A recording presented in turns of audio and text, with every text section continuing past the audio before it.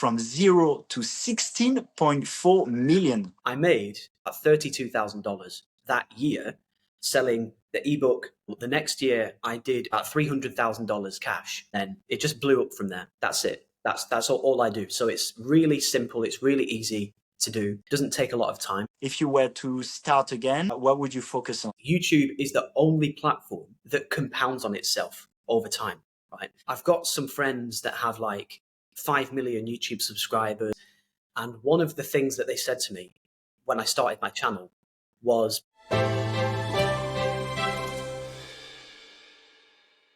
hi, and welcome to this new episode of the Lightleaders. Today, I'm with William Brown, who founded an e-learning company, grew it from 0 to 16.4 million, then exited to a private equity firm for millions more. You wrote a book on how to do the same. I've been reading most of it, How to 10 Million, with over 6,000 copies sold organically in the first 70 days. Congratulations for that. And you've been having all this success with selling information, really selling courses and having videos on YouTube. So today we're going to talk about this, William. We're going to talk about how you can sell information on the internet and especially leverage YouTube to do that with amazing margins and profit. And obviously, you've sold that company for 16.4 million, right? So that's why you should listen to this man. William Brown, welcome to the show. Very quick question before we start is, what are you grateful for today? well, the thing that I'm most grateful for is, especially after selling the last company, I made a lot of mistakes in the last company, and we can maybe go deeper on that later. But the thing that I'm most grateful for right now is freedom and the ability to focus on helping people more than focusing on just making money. Amazing. I love that, William. And yeah, it's good to put that in that context because a lot of my audience, they're really interested. Like they came here to manifest a new earth, a different earth, and they're really interested in how to make the world better. But sometimes it starts with being financially abundant ourselves. So I love this. And let's get straight into it. So can you share a little bit of background around the information you were selling and how you made money selling information, really? Yeah, for sure. So my last e-learning company, the one that I grew from 0 to 16.4 million in total sales over about 5.5 years and then sold last year, it actually started by accident, weirdly, right? So the way that it started was I used to just trade financial markets, right? And I was also a professional musician. So I was doing music, I was trading. I had a small Twitter account with literally about 250 followers. And I would chat to my trading friends on there. I would share my trades. I would talk about the markets over time. And after doing that for about 6, 7, 8, 9 months, I got a message one day from one of my followers. And they said, "Hey, Will, I've been following you. I've been looking at what you've been sharing here on Twitter. I'm struggling with my trading. Would you mind helping me? Would it be possible to get some help from you?" And that guy ended up paying me $50 through PayPal, coming to my house one morning and sitting with me as I traded for about 2-3 hours. And he made a Word document of notes himself to take away. And not only did he take that Word document away, and it was like 2 pages, just text, I kept a copy. And it just occurred to me, I wonder if any of my other followers would also pay me, just like this guy just did. So I messaged a few of my followers and I said to them, "Hey, Wissam came to my house. He's made this Word document. He said that it really helped him. He's feeling a lot more clarity now. And would you like kind of the same Word document?" And just 2 or 3 people said yes to that, right? So I'd made about $150, $200, something very, very small. But it felt like free money because I didn't have to do anything special for it. I didn't really have to do any kind of work for it. I just basically shared what I was doing with this guy.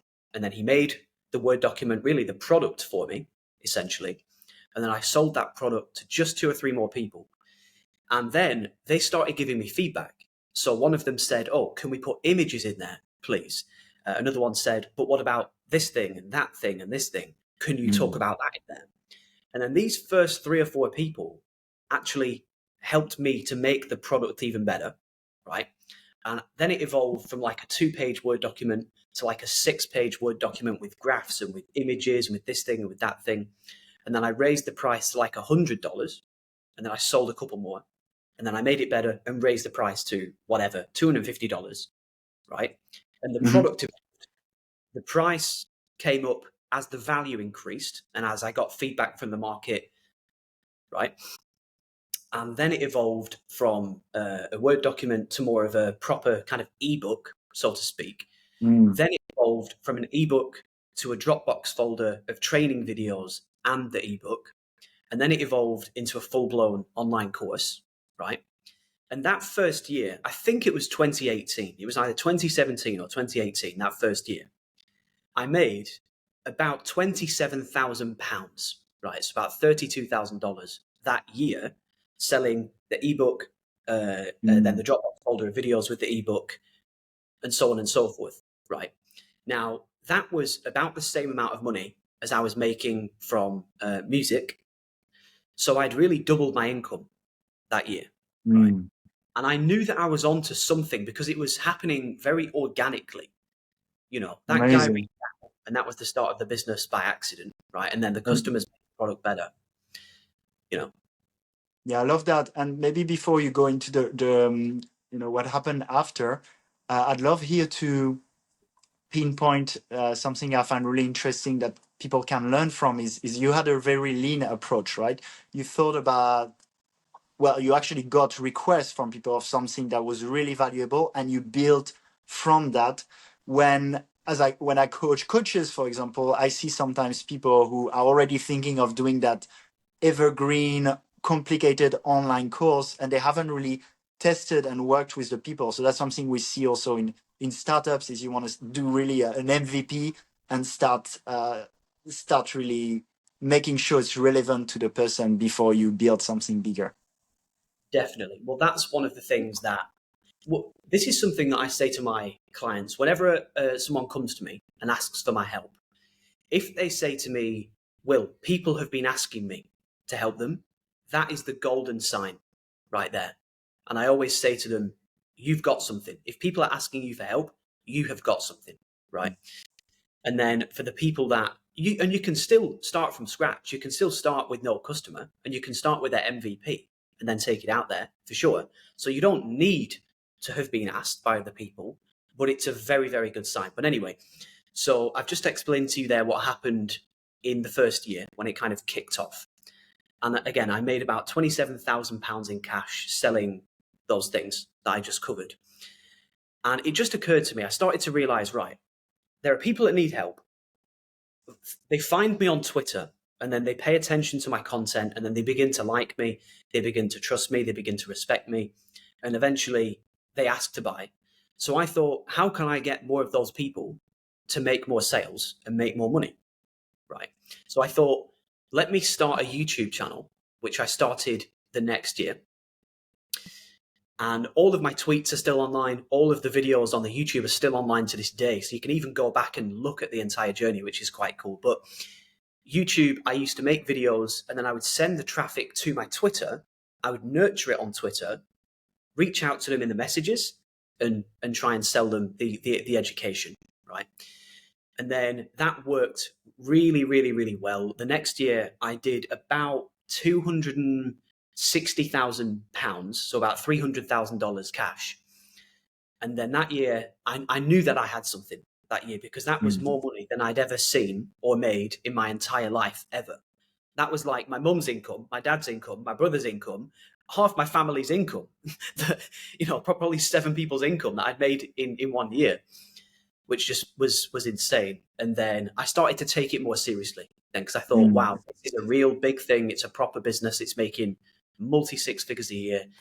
And then I found out about paid ads and sales processes and proper pricing. And then it just blew up from there. Amazing. Thank you. And talking about YouTube, do you feel is the best channel to get sales?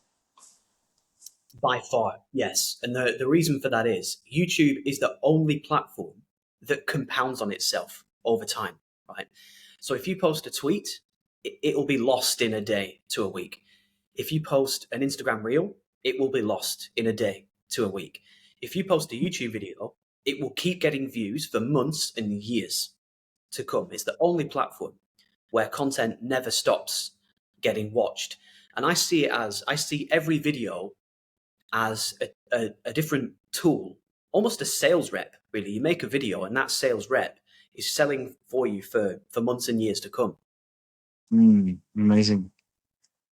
Yeah, and also it's easier to gain trust, right? Because we can go more in long form and have deeper conversations. So I think I really like it for this reason too.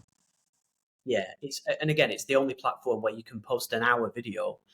And I was looking at the retention graph yesterday for my videos, and there's always like 14% of people who will watch the entire video, whether it's 20, 30, 40, 50 minutes.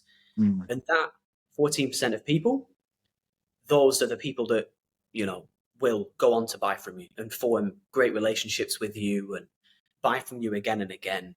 And it's a great thing. Amazing. I'd love to ask you a little bit more about YouTube, but also on the more broader topic on how you built your business, because usually my audience, they want to start, like some of them want to start a podcast, but a lot of them are also coaches and selling information. And I feel in the coaching world, a lot of people, and that's also my philosophy, I'd say, is to start with selling high ticket one-on-one. But in your case, you actually started selling more low ticket things. So how do you feel about starting to sell a small product like a Word document for $50 versus looking for high ticket clients straight away? This is a really good question. Now, I would not suggest selling low ticket at all. I'm completely against it, right? Even though that's where I started, because you've got to remember, when I started, I did not know a thing. I'd never even heard of an e-learning company. I had no idea what it even was. I had no intention of starting a course business. I had no intention of educating.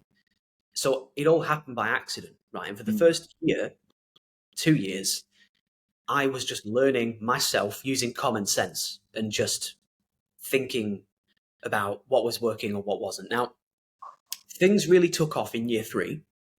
The reason they took off in year 3 is because in year 2, I used to have bronze, silver, gold, platinum, right? And it was like 399, 799, 999, and 2K products, right? And it was like different variations of the course and the coaching, basically. And it wasn't until one of my mentors once said to me, Will, which one of those makes you the most money? And I said, the 2K. They said, which one's the easiest to sell? And I said, the 2K. And he said, well, why on earth are you wasting your time selling the bronze and the silver and the gold if the platinum is the fastest and the easiest and it gets you the best customers and it gets customers the best results as well? And I was like, I don't know. So then I stopped selling everything but the 2K program. And that third year, I went from about $250,000 to 1.3 million. So we more than 5x the business that third year by selling one high ticket thing with everything in it that someone would really need to succeed. One single focus, no distraction, one great thing. And we turned paid ads on and we made a proper sales process and so on and so forth. So that third year was a real turning point in terms of simplifying the business, professionalizing the business, and charging a much more appropriate price. And that's why I always suggest to people, just start with high ticket, man, because it's the same, if not easier to sell than low ticket. And people don't understand that until they try. But yeah, high ticket is by far the way to go. Amazing. Thanks, William. And so, yeah, having that combination of selling information, usually in courses or coaching or mastermind, and then with a YouTube channel to get yourself known and get people's trust, like know, like, and trust factor, so people get in that. what you specialize in, right?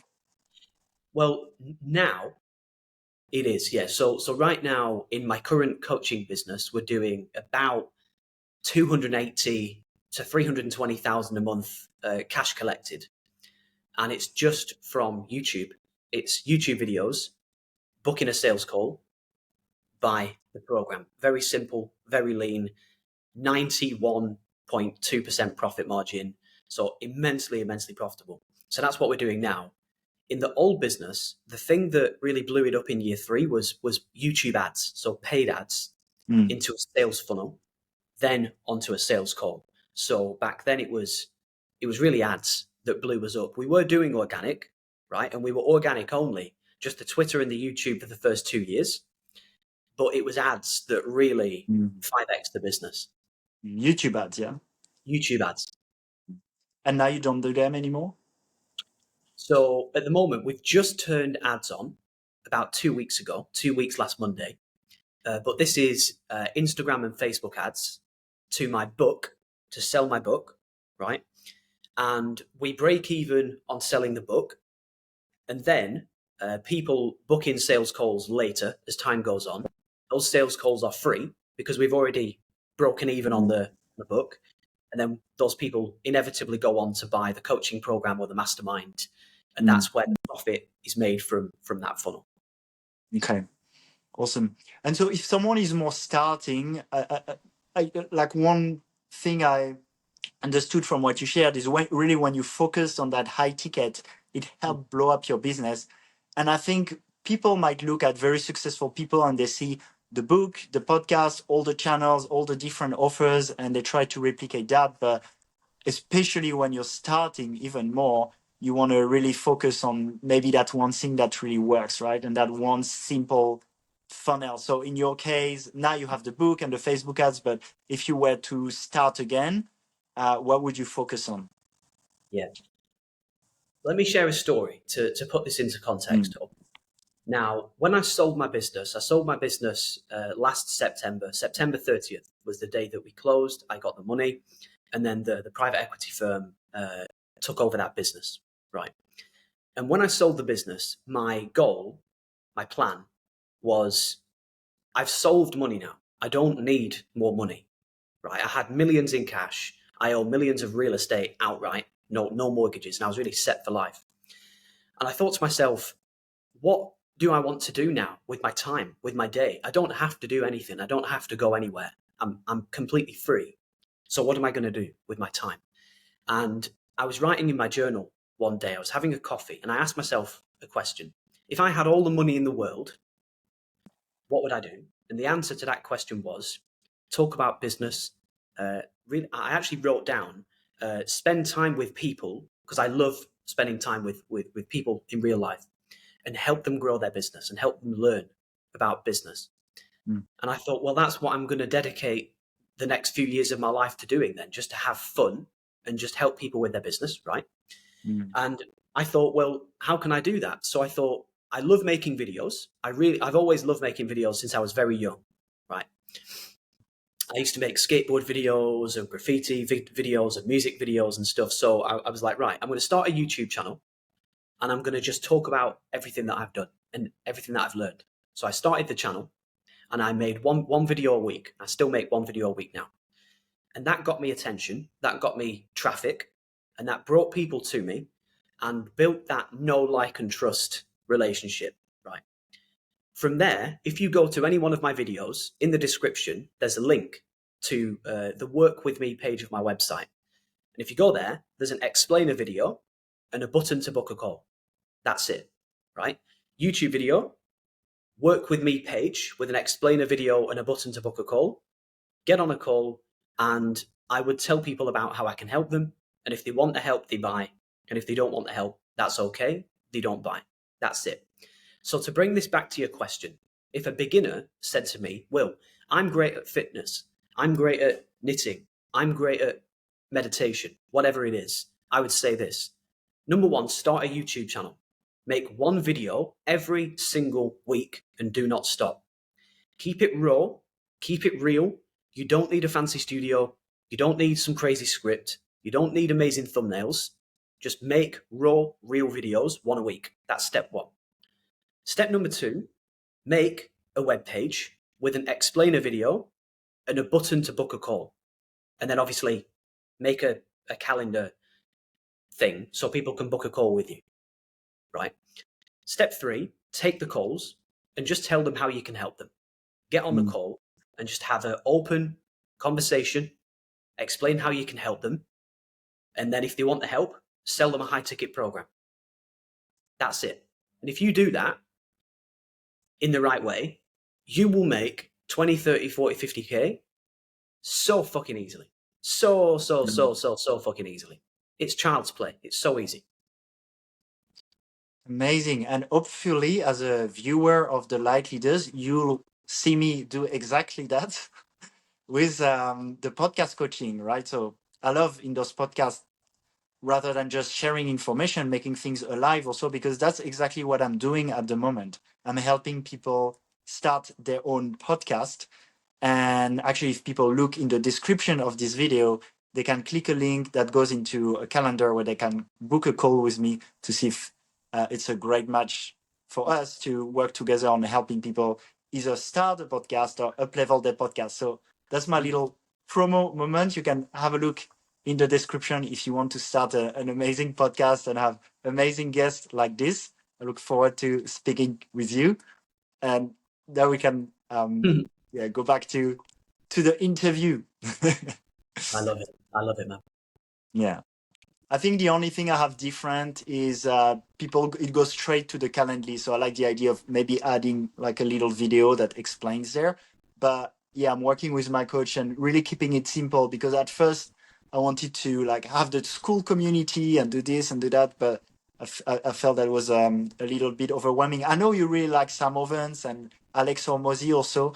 Actually, I'd love to ask you, how do you feel about school, and when is the right time to have your community?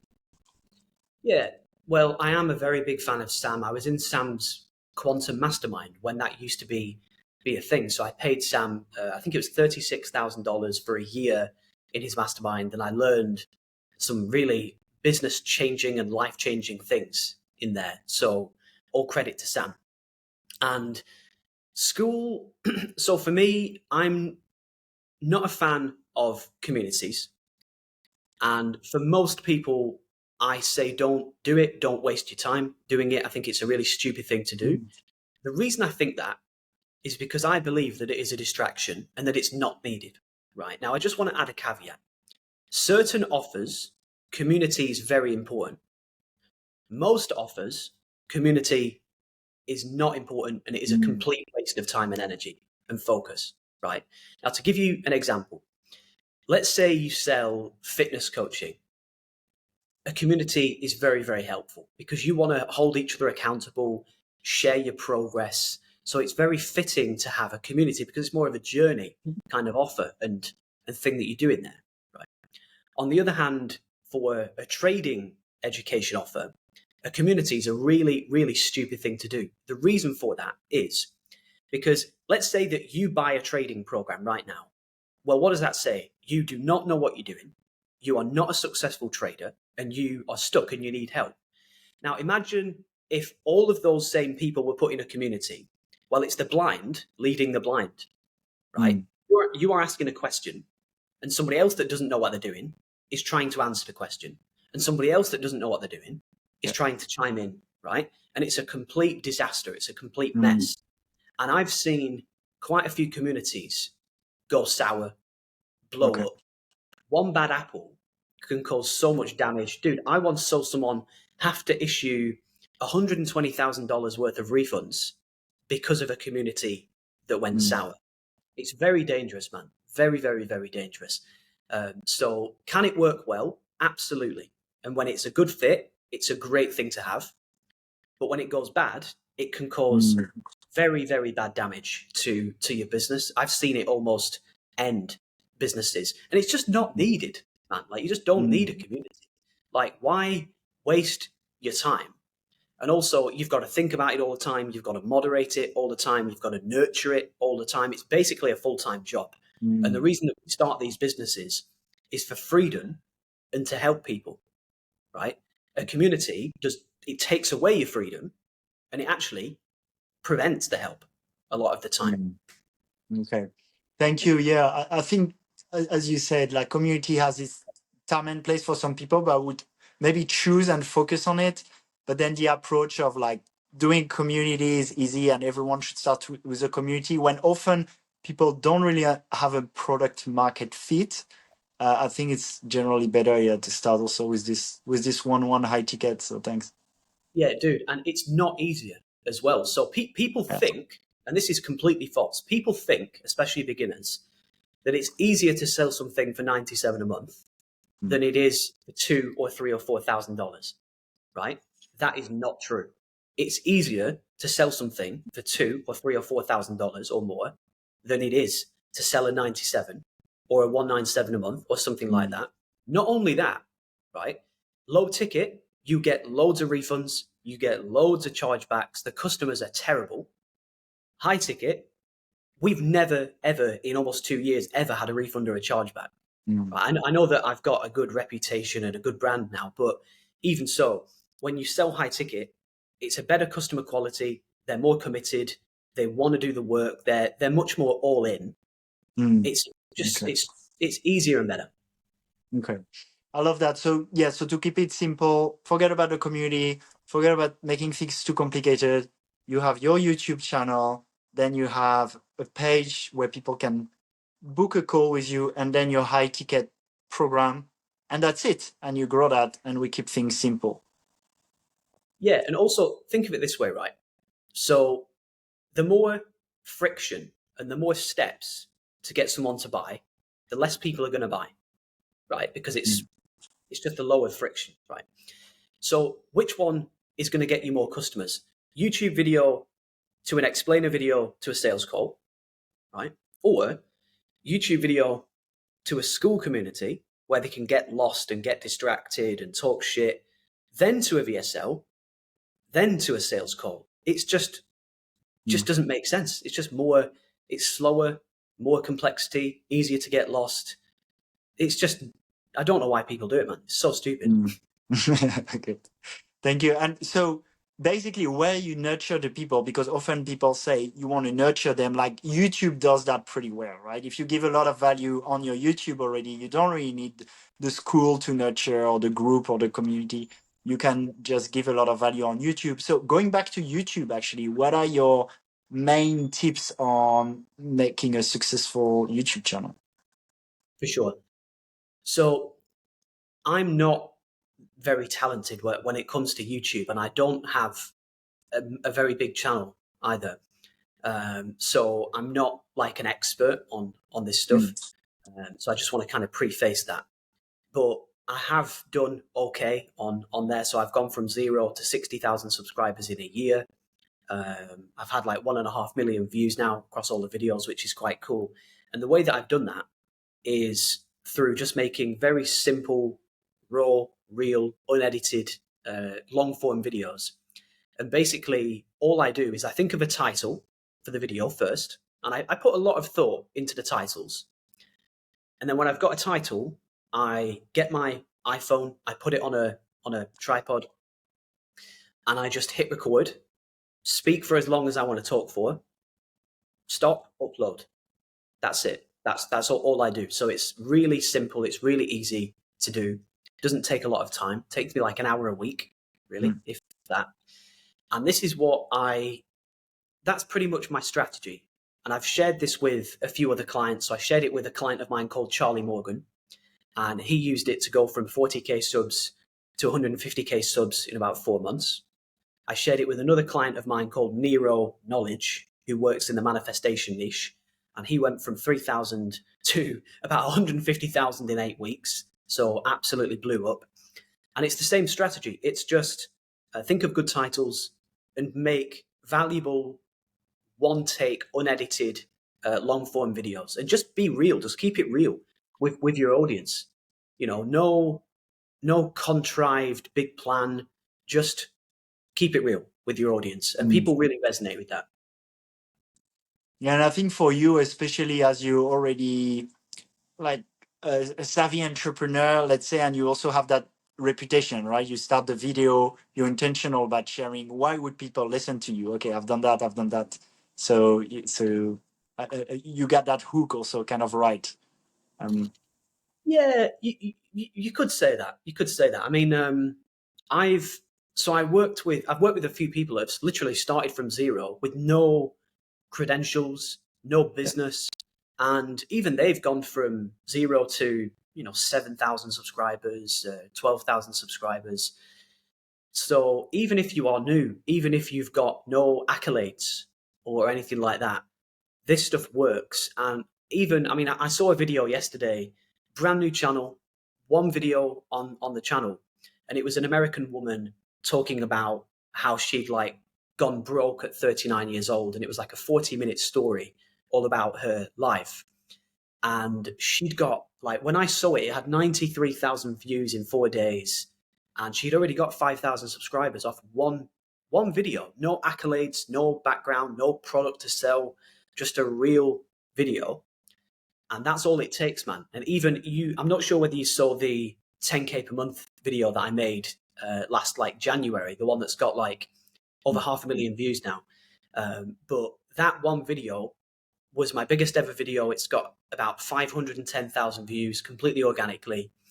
And that video alone got me like 15,000 subscribers off one video. So all you need is one good video and it can blow up your channel. And that one video took me from 72K in December to 364K in January. One video. Amazing. And what I love is that you keep it simple, because a lot of people will procrastinate and end up feeling paralyzed because they want to put too much perfectionism basically in the thumbnail and the editing and how it looks and all this. So I love that you're doing that. And at the same time, I'm like, that video, do you feel maybe with a different thumbnail, now you can A/B test on YouTube, right? Don't you feel like, okay, if I have that video already and it's doing so well, maybe with a different thumbnail I could get more views? You don't want to spend time like trying to optimize that? Well, that's a really good question, because could I do better? I probably could, but my ethos is like, I'm not trying to be the biggest, I'm not trying to be the best, I'm not trying to like scale to the moon. One thing that's really important to me is to have fun, right? And I don't find that fun. I don't find like A/B testing thumbnails and planning videos and trying to get like the biggest, best video. I don't find that fun, right?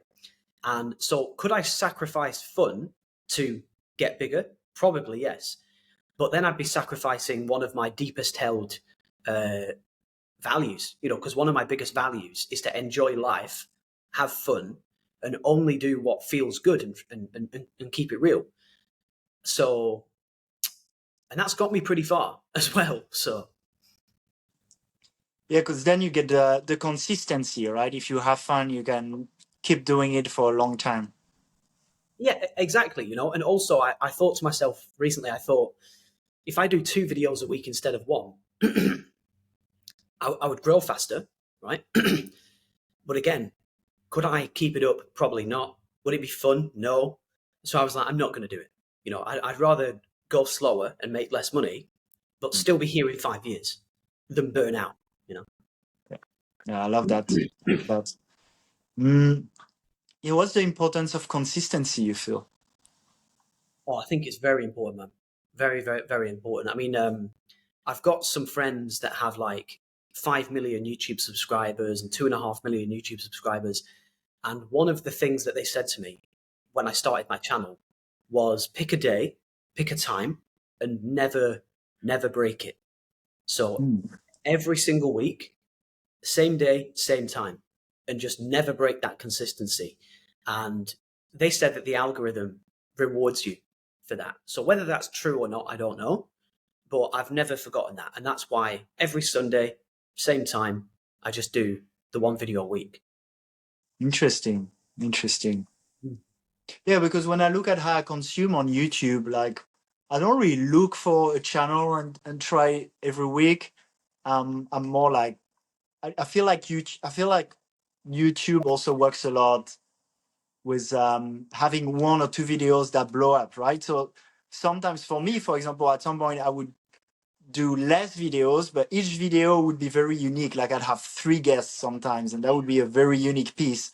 But it was much more work to put together. So instead of doing once a week, I would do like every 2 weeks or 3 weeks. But each of these videos got like 5 or 6 times the views. So I felt like, okay, well, it's probably more worth putting a bit more time and sacrificing some of the consistency. Yeah, I do agree with that, because I've got a guy that I know who just does a video every 6 weeks, 8 weeks, 10 weeks, and he puts Mm. loads of time and effort and planning and thought into every video, and they always get loads of views. And equally, I post loads of videos that don't do very well, that get 3K views, 5K views, very small. And then every once in a while, I'll get like 100K views or 250K views or whatever. So maybe the consistency is wrong. Maybe it's about just great videos, Mm. and this is why I said a second ago, like, I'm not an expert on Mm. this stuff. Like, there's a lot of stuff that I don't know. But one thing that I do know for sure is if you make videos, you're going to get attention from the right people, Mm. right? About the videos that you make. So if you make knitting videos, you're going to attract women that like knitting, basically. Mm. And then if they like you and they trust you and they respect you and you've got something to sell, some of them are going to want to buy it. That's a fact, Mm. right? And if you sell it at a high ticket price, you're going to make pretty good money. And Mm. that's why for beginners, I say just do those 3 things, man. Just make videos, make an offer, make sales, and you can make pretty good money. Amazing. Thank you. Can we use the last like 5-10 minutes of this podcast so you coach me on Yeah, exactly this? let's do it. Thank you. So it's interesting for me. I've had that podcast for about 5 years, and it was more disconnected from the other things I was doing. I was more like building community and doing my business in other ways. But now I'm helping people start a podcast as a coach after like 5 years of experience in it. And so I'm using the YouTube channel as almost a portfolio and also a way to get brand awareness on the fact. So it's a podcast, and then people can hire me to start a podcast, leveraging mainly focusing on YouTube and leveraging a lot of interviews because that's what I've been doing. And the thing is, my YouTube channel isn't, most of the content isn't directly about building a podcast. So a lot of my audience, for example, they're interested in like I'm eating a raw vegan diet. So being a raw vegan, and most of my top interviews, they're more about diet. And so I got those videos about diet that get 10,000 views for the best, but then maybe just a fraction of that actually wants to start a podcast. Mm, And then I can do interviews that are a bit more business driven or more directly on that topic, like this one, but I may get less view because less what my audience has been used to. mm, And so sometimes I'm wondering, should I just make my YouTube channel all about the business side and starting a podcast? But that feels a bit boring to me. mm, Or should I keep my YouTube channel more like a big podcast, like I want to build it like a Tom Billier or Diary of a CEO, and then funnel some people. I thought about having a school community where this would be like nurturing people who want to start a podcast potentially, or it could be even a different YouTube channel, but that makes it complex. Or mm, option 3 is I just mix it. So sometimes 2 hour, like a, let's say 1 hour interview on how to be healthy. And then I make a solo 10 minute on helping people how to start a podcast. So which of the 3 options would you feel makes more sense? yeah. Well, one thing that we do is we use this tracking software called Hyros, right? So that we can see when someone books in a sales call, we can see exactly where they came from, right? And I have a data assistant who keeps a spreadsheet of all the calls that are booked, right? And which YouTube videos they came from. So we have a tracking sheet, and every YouTube video, we can see how many sales calls did that video book and how many of them purchased the program, right? The reason that we do that is so that we can learn what do I talk about that gets us sales? What do I talk about that doesn't get us sales? Mm. What do I talk about that gets us views and subscribers? And what do I talk about that doesn't get us views and subscribers? Right. So I have a pretty good understanding now of when I post a video, I know, is this a views and subscribers video? Or is this a book sales calls video? Right. And the reason I tell you that is because I would ask you, what do you want? Right. So if you said to me, look, Will, I want to grow the business, forget everything else. I want to grow the business. I want to make more money. I want to make more sales. If you said that to me, I would say to you, well, what videos produce sales for you? Mm. What videos do you make that book you the most sales calls? And I would say, go and make more of those. And the other videos that don't do that, stop making those. Right. Or if you said to me, well, I don't care about growing the business, man. I just want to get as many views and as many subscribers as possible. Well, I would say, right, well, what videos get you views and subscribers? Make more Mm. of those. Stop making the fucking other ones, you know? Mm. So you need to learn what videos, what topics get you what you even want in the first Yeah. place. Yeah. I love that. So that's really that intentionality and the understanding really what I want in the first place.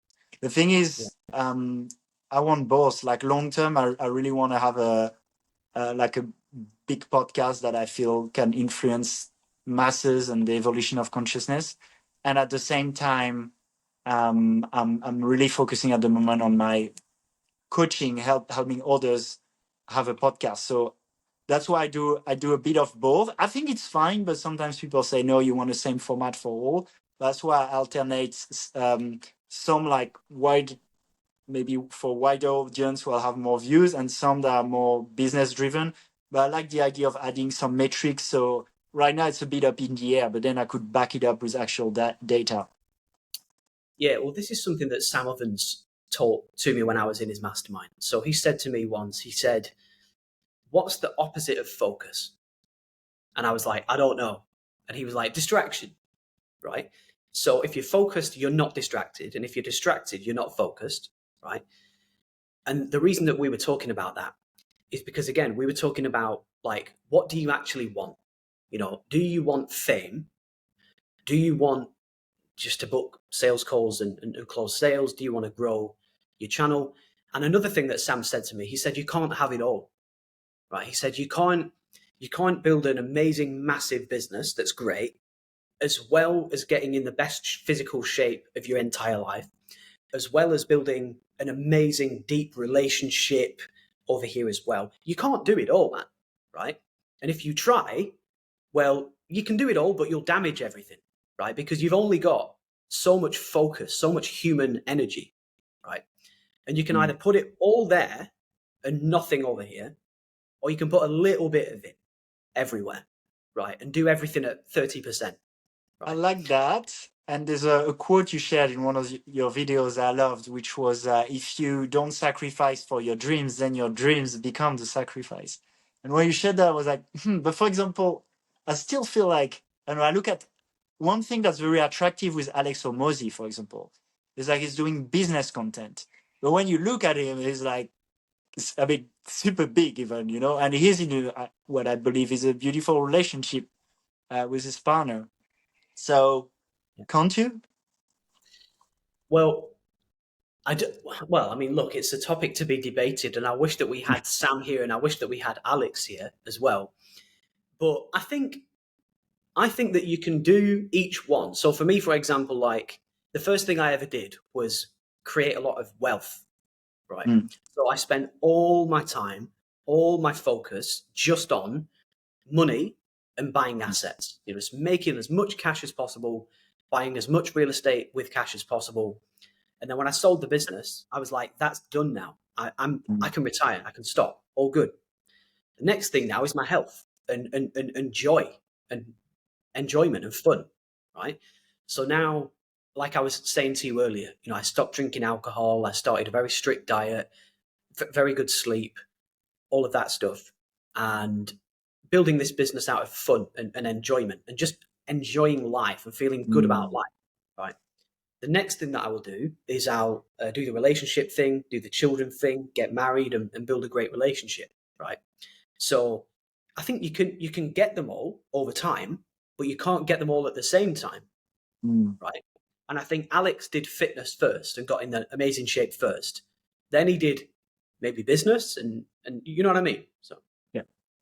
Yeah, I love that. And also within that, there's subcategories, right? Like for example, if you're some people, they focus on health and relationship and business, and then within business, they start a coaching program and they're a DJ and they start like five businesses at the same time, right? yeah, you just can't do it, man. It's really stupid. Mm. This is another thing that Sam always used to say. You know, a lot of people would come to him with 2 or 3 different businesses. You know, a little thing here, and then this thing, and this idea, YouTube channel, podcast, business, this thing. And he said the same thing to me. You know, he said Mm. on the first ever call that I had with Sam, first call ever, he said, "Tell me everything that you're doing." And I was like, right, bronze, silver, gold, platinum, this thing, the low ticket thing, coaching thing.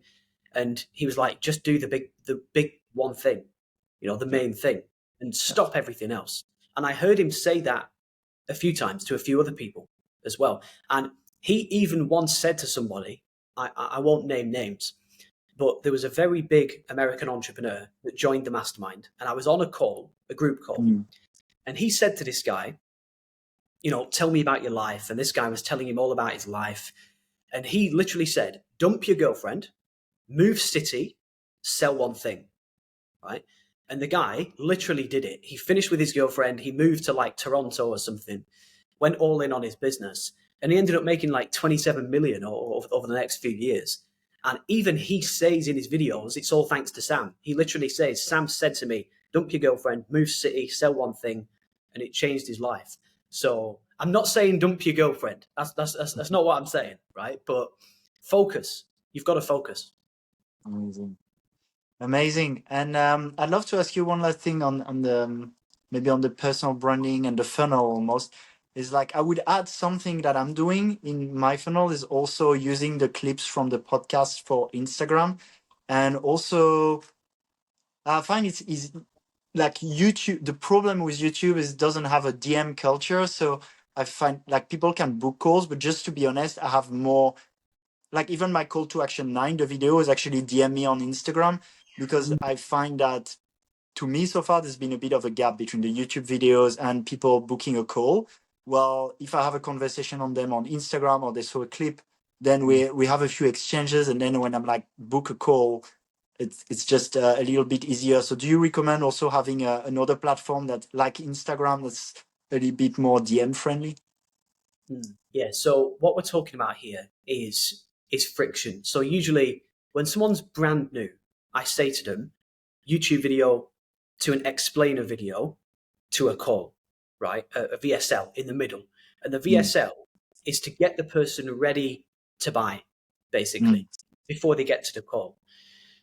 So that's the first thing that I say to do. Now, if someone does that and then they say to me, Will, the calls are not very good quality, or people don't really know why they're there, or they're not quite ready to buy, then I would say, well, let's add in some friction. Let's add a survey. So 3 or 4 or 5 or 6 questions that they've got to fill out before the call. And that might be like, what's your career or job?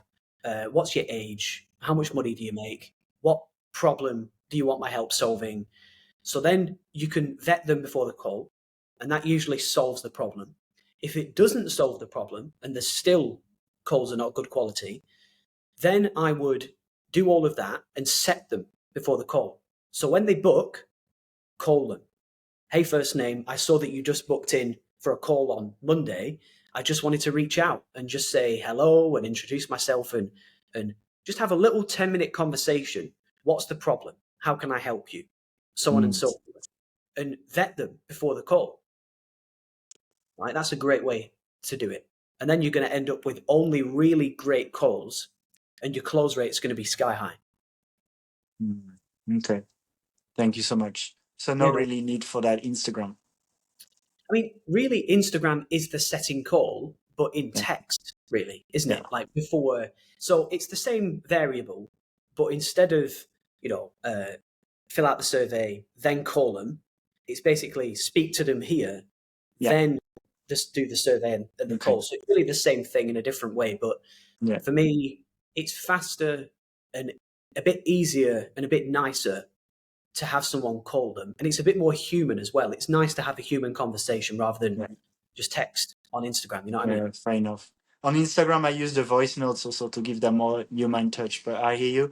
I really like it because I do interviews also for the collaboration feature, because then that can give a lot of visibility too. Yeah. One of my mentors has a saying. He says, everything works. It's just what works for you. Yeah. And keep it simple. And keep it very simple. Yeah, I mean, simple scales. Simple is the best. Amazing. Thank you so much, William. It's been such a pleasure. I'll put in the description also the links for people to follow you and your amazing work, to get your book. Do you have a last thing you'd want to share with our viewers? Well, yeah, for sure. So I kind of live by a mission statement right now. And that mission statement is make money, have fun, and help people. Right. And after selling my last company, I was walking around in my apartment one day just thinking, like, what should I do with my life? Like, what do I want out of life? And I just remember thinking, well, I want to make more money because I want to build more wealth and see how far I can go. So make money, number one. I want to have fun because if I'm not having fun, then what's the point in life? I'm just going to hate my life. So number two, have fun. And number three, for me, helping people, it just makes it all worth it. You feel good about yourself. You feel warm. You feel happy. You feel like you deserve to be here you deserve to be alive and be a human. So number three, help people. And the reason that I share that is because it's given me so much peace, so much clarity, so much fun and fulfillment. And I would say for anybody watching this, get a pen, get a piece of paper, write this down. Write this question down. If you had $100 million in your bank account now, right, what would you do with tomorrow for fun? If you didn't have to work, if you didn't have to do anything, what would you do with your time? That's what you should be doing with your life. That's the way to understand what you should be doing with your life. And if you can, write a mission statement, 2 or 3 things. It doesn't have to be make money, have fun, and help people. Whatever it is to you, get clear on that. And when you're clear on that, you will go faster, you'll go farther, you'll have more fun, and you'll really snap into place and just have an amazing life. Amazing. Thank you so much, William. Beautiful. And thank you to everyone who listened. Can hit the like button, share if you liked it. And much love to everyone. Thank you so much for having me, man. Much appreciated.